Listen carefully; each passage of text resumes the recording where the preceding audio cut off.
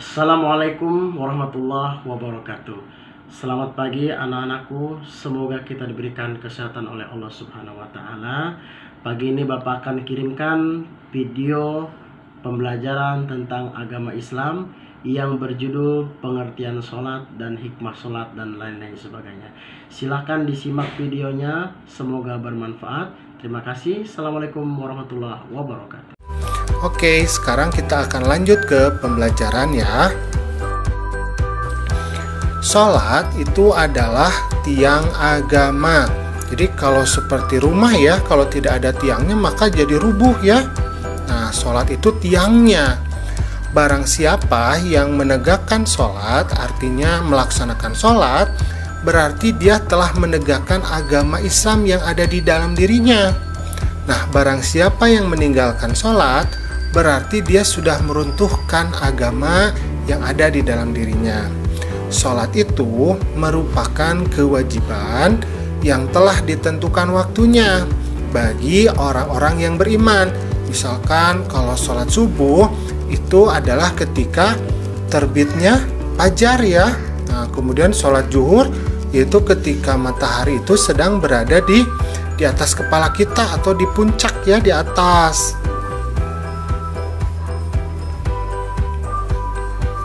Nah, sholat ini itu artinya adalah doa. Jadi sholat itu artinya doa ya. Nah, sholat diartikan pula sebagai serangkaian ucapan. Jadi ada ucapannya di dalam sholat ini dan gerakan tertentu. Nah, gerakan tertentu ya. Jadi geraknya nggak sembarangan. Yang diawali dengan takbiratul ihram atau takbir yang pembukaan ya. Kemudian diakhiri dengan salam. Jadi ketika setelah tahiyatul akhir ya, tahiyat akhir, maka salam. Nah, itu artinya sholatnya sudah berakhir ya. Sholat ini dilaksanakan untuk membuktikan pengabdian diri kita kepada Allah Subhanahu wa taala. Jadi kita sebagai seorang hamba itu memang harus mengabdi. Ya, caranya dengan beribadah. Salah satunya yaitu dengan melaksanakan sholat. Nah, melaksanakan sholat berarti kita menyembah Allah, berdoa, memohon ampunan, dan bersyukur kepada Allah atas segala yang kita terima. Ya, ada yang terasa, ada yang tidak terasa. Contohnya kadang kita tidak merasakan kita punya mata, orang lain nggak punya mata. Kita bersyukur, maka kita beribadah. Orang lain nggak punya tangan, kita punya tangan, kita bersyukur. Karena itu kita beribadah. Nah, sholat merupakan ibadah yang diperhitungkan pertama kali setelah hari kiamat tiba. Jadi yang pertama kali dihisab oleh Allah, ditanyakan oleh Allah kepada kita itu adalah ibadah sholat kita. Kalau ibadah sholat kita bagus, maka semua amalan kita insya Allah menjadi bagus. Tetapi kalau sholat kita bolong-bolong ya, sholat kita jarang-jarang, wah, maka pastinya ibadah kita yang lain itu akan menjadi jelek nilainya di mata Allah. Nah, sholat juga itu mencegah dari perbuatan keji dan perbuatan mungkar. Maksudnya adalah sholat akan mencegah kita dari perbuatan yang jahat-jahat. Karena apa? Karena dengan sholat kita mengingat Allah. Maka ketika kita mau melakukan kejahatan, pasti Allah melihat kita, maka kita tidak akan melakukannya. Nah, contoh perbuatan keji dan mungkar itu seperti mencuri, ya, berbuat yang tidak baik. Nah, itu dengan kita melakukan sholat, maka kita pastinya akan terhindar dari perbuatan-perbuatan yang jelek tersebut. Nah, alhamdulillah pembelajaran kita pada hari ini sudah selesai. Jangan lupa bagi kamu laksanakan sholat ya. Assalamualaikum.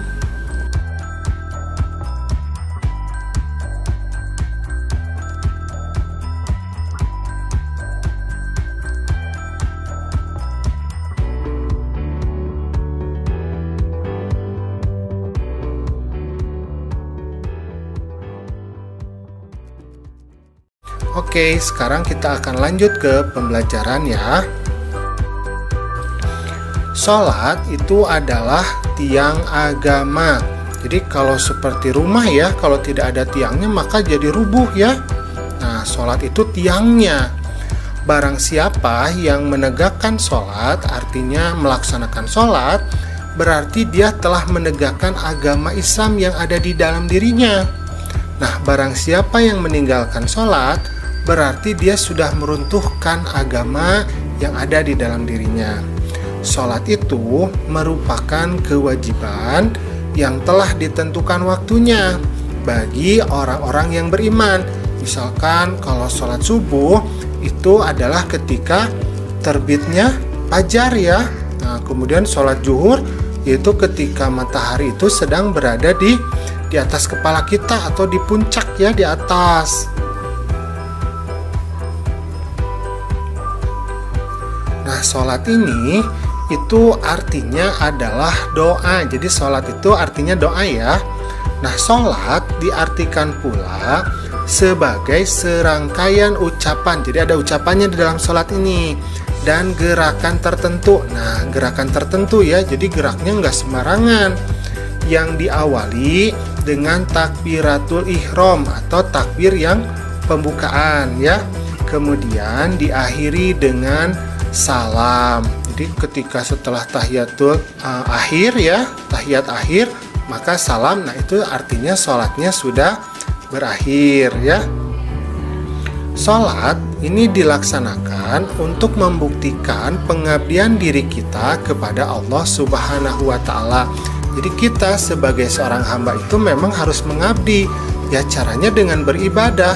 Salah satunya yaitu dengan melaksanakan sholat. Nah, melaksanakan sholat berarti kita menyembah Allah, berdoa, memohon ampunan, dan bersyukur kepada Allah atas segala yang kita terima. Ya, ada yang terasa, ada yang tidak terasa. Contohnya kadang kita tidak merasakan kita punya mata, orang lain nggak punya mata. Kita bersyukur, maka kita beribadah. Orang lain nggak punya tangan, kita punya tangan, kita bersyukur. Karena itu kita beribadah. Nah, sholat merupakan ibadah yang diperhitungkan pertama kali setelah hari kiamat tiba. Jadi yang pertama kali dihisab oleh Allah, ditanyakan oleh Allah kepada kita itu adalah ibadah sholat kita. Kalau ibadah sholat kita bagus, maka semua amalan kita insya Allah menjadi bagus. Tetapi kalau sholat kita bolong-bolong ya, sholat kita jarang-jarang, wah, maka pastinya ibadah kita yang lain itu akan menjadi jelek nilainya di mata Allah. Nah, sholat juga itu mencegah dari perbuatan keji dan perbuatan mungkar. Maksudnya adalah sholat akan mencegah kita dari perbuatan yang jahat-jahat. Karena apa? Karena dengan sholat kita mengingat Allah. Maka ketika kita mau melakukan kejahatan, pasti Allah melihat kita, maka kita tidak akan melakukannya. Nah, contoh perbuatan keji dan mungkar itu seperti mencuri, ya, berbuat yang tidak baik. Nah, itu dengan kita melakukan sholat, maka kita pastinya akan terhindar dari perbuatan-perbuatan yang jelek tersebut. Nah, alhamdulillah pembelajaran kita pada hari ini sudah selesai. Jangan lupa bagi kamu laksanakan sholat ya. Assalamualaikum. Nah, itu teman-teman video yang baru saja Bapak sampaikan. Semoga teman-teman semua bisa mengerti dan dapat memahami. Terima kasih ayah dan bunda selaku wali muridnya yang sudah menemani anaknya untuk belajar agama Islam. Semoga teman-teman semua menjadi anak yang soleh dan soleha. Apabila ada pertanyaan bisa nanti dilemparkan pertanyaannya, insya Allah nanti akan Bapak jawab. Terima kasih. Assalamualaikum warahmatullahi wabarakatuh.